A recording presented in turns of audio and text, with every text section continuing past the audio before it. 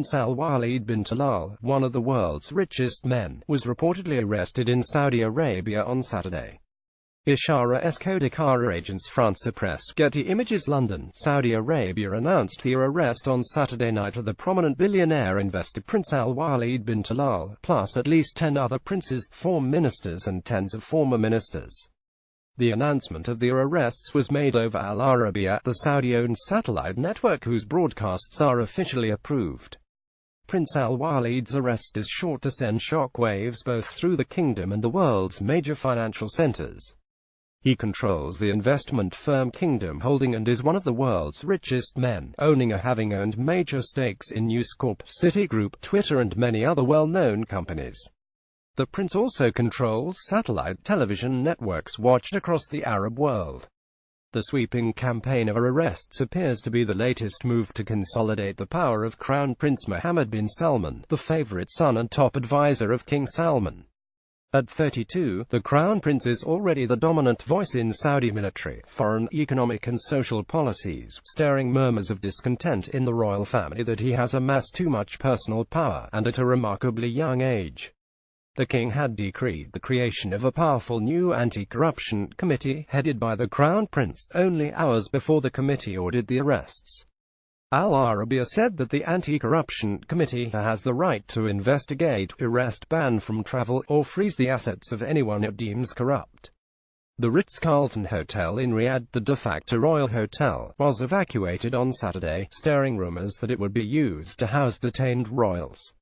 The airport for private planes was closed, arousing speculation that the Crown Prince was seeking to block rich businessmen from fleeing before more arrests.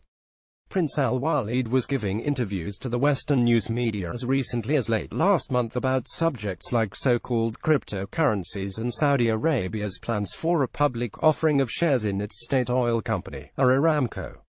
He has also recently sparred publicly with President Donald J. Trump.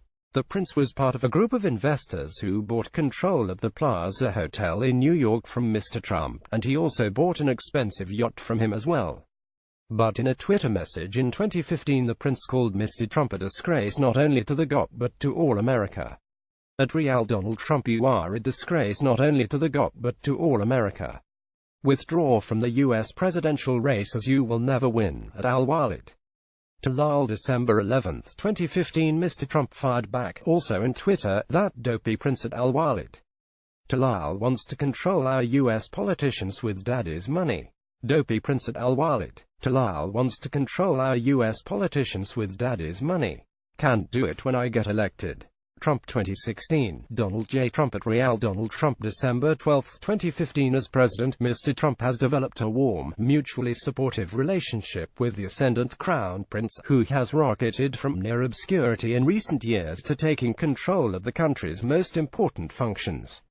At 32, Crown Prince Mohammed bin Salman is already the dominant voice in Saudi military, foreign, economic and social policies. Fayez Nildani, Agence FrancePresse, Getty Images. But his swift rise has also divided Saudis.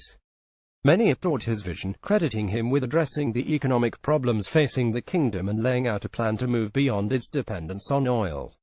Others see him as brash, power-hungry and inexperienced, and they resent him for bypassing his elder relatives and concentrating so much power in one branch of the family.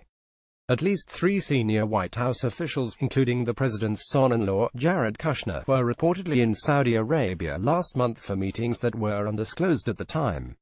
Before sparring with Mr. Trump, Prince Alwaleed was publicly rebuffed by Mayor Rudolph W. Giuliani, who rejected his $10 million donation for the victims of the September 11 terrorist attacks in New York because the prince had also criticized American foreign policy.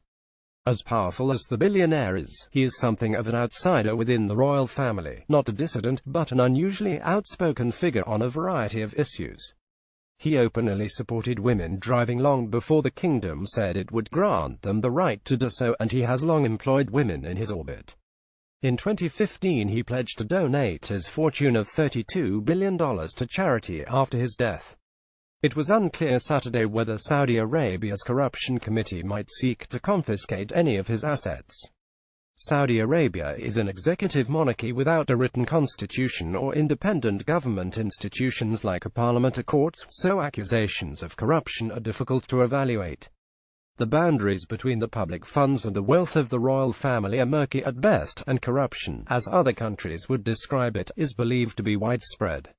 The arrests came a few hours after the king replaced the minister in charge of the Saudi National Guard, Prince Alwaleed bin Talal, who controlled the last of the three Saudi armed forces not yet considered to be under control of the Crown Prince.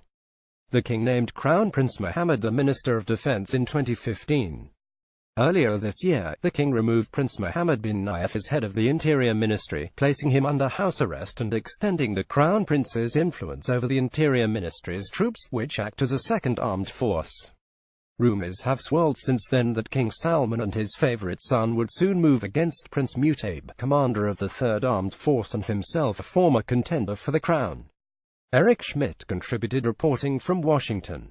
A version of this article appears in print on November 5, 2017, on page A1 of the New York edition with the headline "Saudi Arabia arrests 11 princes, including prominent billionaire."